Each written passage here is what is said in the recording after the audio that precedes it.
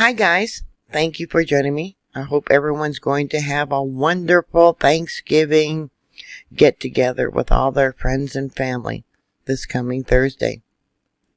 Here we have a current live view of Old Faithful at Yellowstone National Park. Recently there was a magnitude 4.0 earthquake near Stanley, Idaho. 22 people reportedly felt this earthquake. There was a few foreshocks and one aftershock that USGS is reporting. Here we have the hazard map. I think USGS needs to update and improve their hazard map. Let me bring this out for you. Okay, we'll go to Google Earth. Here is the location of that 4.0 earthquake. Over here on the west, we have the Chalice fault system and the direction that this fault system moves. Over here on the right, on the east, is the Sawtooth fault system. Not far from here, up here by this junction, last year was that magnitude 6.5 earthquake that occurred on March 31st of last year, 2020. They have no moment tensor ball for any of these earthquakes prior to or afterwards, but in the past, there was a magnitude 4.2 that showed spreading. That was on August 8th of last year, 2020. USGS spends a lot of time and a lot of money looking for oil and gas deposits, different resources for corporations, and not that much studying of different fault systems or volcanic systems that could be a threat to us here in the United States. The Chalice fault system is what they consider a new system, only recently discovered, and it extends from the Snake River Plateau all the way north into British Columbia.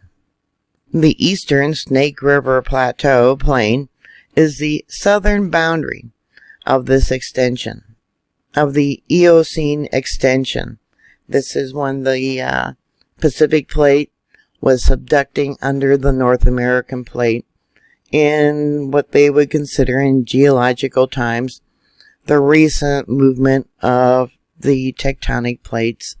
And what's interesting about this area, the eastern Snake River Plain was welded together by the passage of the plain over the Yellowstone hot spot. This area also consists of the Chalice volcanic group, which includes granite and syenite and subvolcanic rhyolite. Yeah, we know how rhyolite is the most explosive type of volcanic material. It's full of gases, and yeah, it's the worst material for a volcano to have. So the little red dots and the orange dots are all the volcanism.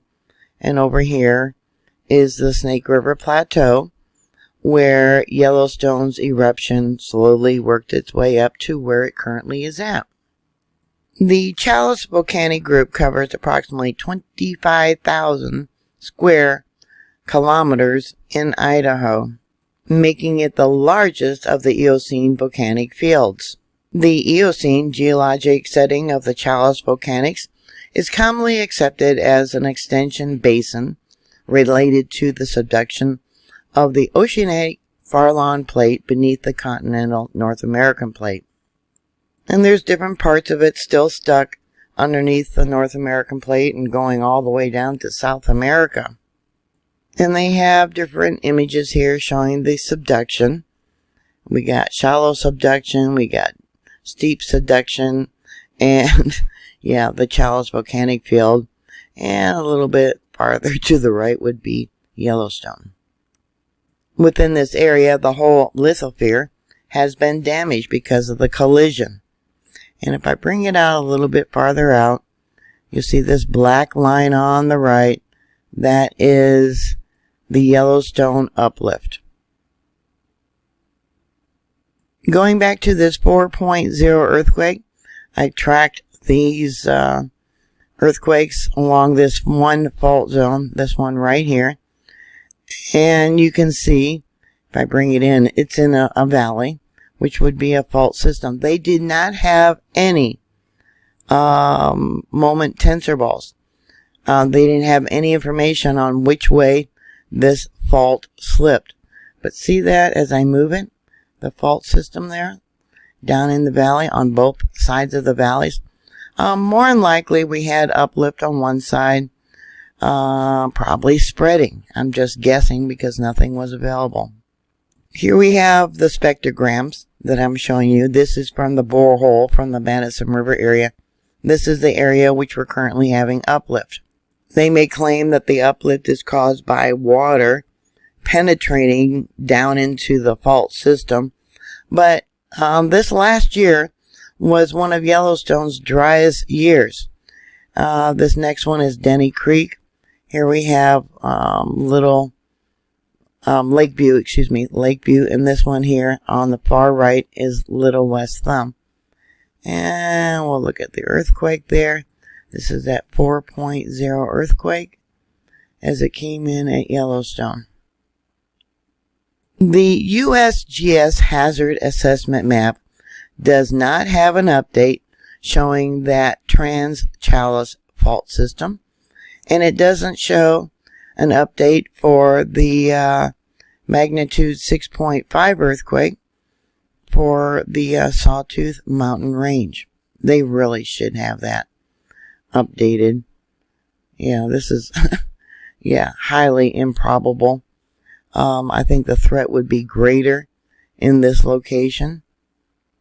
Let me bring this over a little bit. There was a small earthquake that they're listing for Mammoth, Wyoming. That's be the Yellowstone area.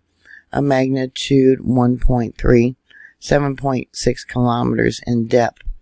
Now these earthquakes right here, the 4.0, that was 10 kilometers in depth. Then I was noticing the trend of these earthquakes going from west to east of recent earthquakes. Alright, going to another map. Here's the 4.0, and then up over here in the Madison River area is that magnitude 1.3. We also have a 0.7, 8.4 kilometers in depth. Yeah, they had a quarry blast up over there. And then a 1.5. You can see here, this is listed as the Madison River Plateau. That 1.5 was only 1.4 kilometers in depth, and that was actually late last night Universal Time. Here is another image taken from the stream view of that 4.0 earthquake as it came in there at Yellowstone. Not a lot of earthquakes to report within the last day or two, but we do have the blobs of magma that I've talked about that have come in here at Little West Thumb and Lake Butte that are showing. This here is Little West Thumb. This is that magma as it was coming into the system, and I've talked about this area a lot in the past, how they got the crack down there at the bottom of the lake that's trying to rise up. It's a cap of rhyolite. Yeah, it's trying to break through. Who knows when it's going to happen. And there's a few little quakes here. They only got one marked in red, which would be that one right there. And it's a small earthquake. It's a 1.90. I don't have the more recent earthquake pulled. I didn't pull the data. I've been doing a lot of research about this fault system, this Chalice fault system, and the Snake River Plateau. I thought it was interesting. We got two fault zones so close to each other going in two completely different areas, and how this one, the Chalice fault system, actually extends all the way up to British Columbia. USGS and nobody really has that many monitors in this area to track what's going on when they had that 6.5, they did bring in, I believe it was 15 temporary monitors, which means after they did their research, they pulled them all out. The same thing with the Yellowstone area. They have a lot of temporary monitors that they remove during the winter. Pray that your flight is not in winter, because they don't really have that many monitors for the Yellowstone area. Pretty dumb. Looking at the map, this is the area where back in October, a woman was severely burned after she jumped into a hot pool to rescue her dog. The dog, sorry to report, has died or died shortly after. And she has been since then a chemically induced coma because of the severity of her burns. Her name was Laiha Slayton, and she suffered third and second degree burns over 90% of her body, and that occurred on October 4th. They got a fundraiser for her. On November 1st, Layton's mother posted on Facebook that her daughter was scheduled for her 9th surgery on November 2nd. The YellowstonePark.com website says virtually all of the pools contain water that are nearly 200 degrees Fahrenheit or hotter. Every year, park visitors are burned by the springs, and more than 20 people have died in them in the park's history. I think you guys remember the one fellow, they never recovered his body. He was just dissolved. Slayton and her father were driving across the west after she had decided to move back to Delaware from Washington, Cook said. They were making the trip with Slayton's two Shih Tzu's dogs, Rusty and Chevy, when they stopped the car at Maiden's Grave Spring, south of Madison Junction in Yellowstone. Here's an image of that spring, not much of a barrier, and it's right next to the Firehole River. The one dog evidently ran and jumped into the edge and burned its paws, and because of its reaction, it then jumped deeper into the water, and she jumped in trying to save the dog. The dog died, and she's in a coma-induced medical condition. You can just imagine the pain if she wasn't unconscious that she would be going through right now. Our pets are our children, so it was her first reaction, more than likely, without thinking, to jump in and save the dog. The father evidently suffered burns on his feet by pulling his daughter from the spring.